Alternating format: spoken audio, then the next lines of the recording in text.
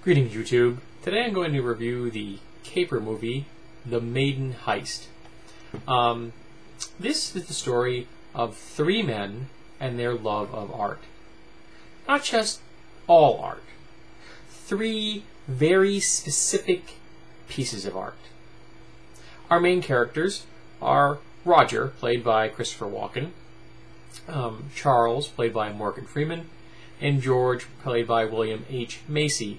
The one female lead character is Rose, played by Marcia Gay Harden. She plays Roger's long-suffering wife.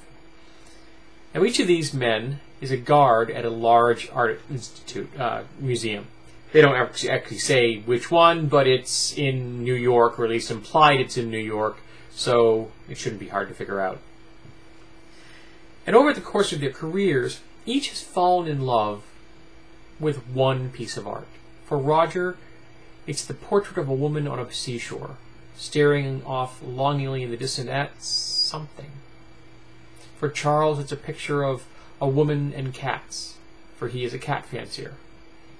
And for George, it's a bronze statue, a nude Greek warrior. And nude is important, because while Roger and Charles are quite happy with just gazing upon the paintings they love so dearly, George wants to emulate that warrior, and he enjoys being naked in the presence of that statue, which is a little problematic, but he seems to pull it off rather successfully until he gets caught on camera by his friends, or at least fellow guards, because at the time they weren't friends.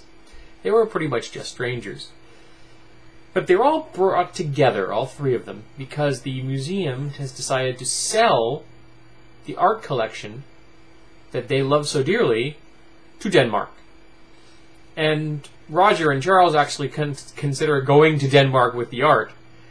After talking to George, they come to the conclusion that the best thing to do is to steal it. And they start off in some kind of wacky plans, which were actually relatively entertaining because they're kind of done in this. They have actually built a little model on Charles's table, and they have these little figures and little cardboard boxes to represent the museum, and the animation is kind of like this choppy stop motion, and it was quite entertaining. And then George has the genius idea. They're moving the display. Why don't we just kind of walk right in there when they're moving it and take that as our opportunity? And I'm not going to spoil it any further. It's quite delightful. I would like you to actually enjoy it for yourself. Now, the film is remarkably clean, in my opinion. The box says there's strong language. I don't remember any strong language in this. Maybe I'm jaded, I don't know, but I don't think of any that was in this. There may have been some. There is naked William H. Macy in this. Mostly butt shots and side shots. But he is in remarkably good shape. I was very impressed. Getting in that condition is not easy, and he did it quite well. And there is one scene of violence, but it takes place entirely inside Roger's head. It's complete fantasy. It has no bearing on the real world. And it was wonderfully adolescent. It reminded me oh so much of the fantasies that, speaking for myself as a male, I had when I was an adolescent male, and I'm sure that all men did when they were younger. And yet Roger still has those fantasies, because he wants to protect the art he loves, and he's willing to create these convoluted fantasies that throw him into the role of hero so he can do that.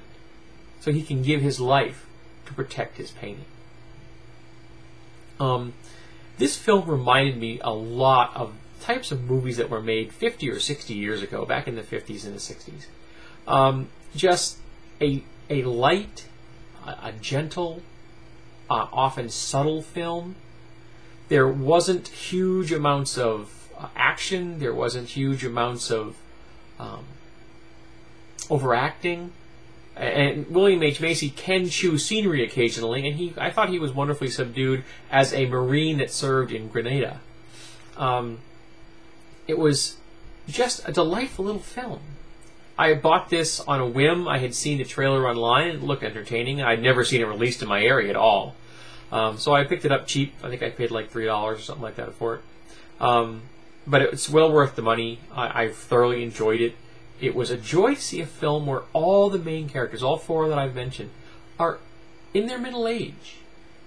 They're near retirement, or at least in the case Roger's case, Christopher Walken's character, at retirement age. So it was nice to see an older group of actors being able to play themselves in the age bracket that they are in. It was nice to not see a screen flooded with people that look like they're Abercrombie and Fitch models. You know, it's nothing against young, beautiful people. Young, beautiful people are great. But everybody gets older. And it's nice to see that there, at least sometimes, at least these smaller films, that some of them get to actually play the age they're in. It was quite refreshing. My wife and I thoroughly enjoyed this movie. And I'm hoping that you get a chance to see it, because, you know, it was a good time.